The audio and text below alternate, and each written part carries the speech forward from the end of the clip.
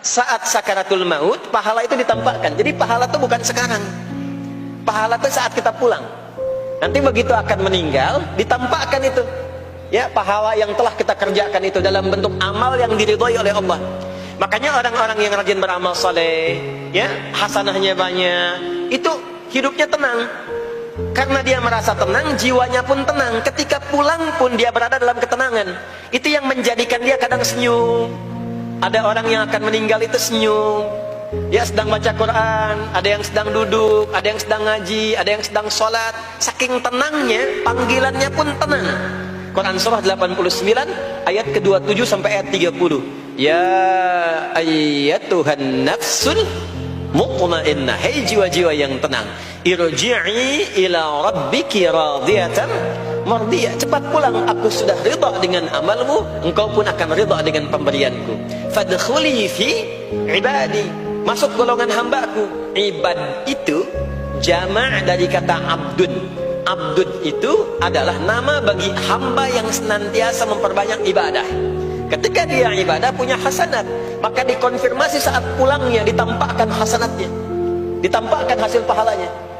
Itu yang menjadikan, pernah dengar Sayyidah Asyah, Siti Asyah? Siapa beliau? Istrinya Fir'aun kan? Ya, kan ada kisah Fir'aun dalam Al-Quran. Ketika beliau akan dieksekusi oleh Fir'aun, la'natullahi alaihi, Fir'aun itu akan mengadab, akan menghukum istrinya sendiri, Sayyidah Asyah. Ketika akan disiksa dan sudah diikat dalam tiang itu, akan disiksa, maka beliau berdoa, Siti Asyah itu, dan doanya diviralkan di Al-Quran. Rabbi bnili indaka baitan fil jannah wa najjini min fir'auna wa amalih. Ya Allah, aku telah berislam, mempertahankan akidahku saat ini sampai dengan sekarang, maka mohon ya Allah, berikan kepadaku anugerah di surga nanti, bangunkan satu istana di surga, dan selamatkan aku dari buruknya siksa Fir'aun, sehingga menjadi tanda bagi orang-orang yang akan beriman bahwa beriman itu menyenangkan. Maka apa yang terjadi?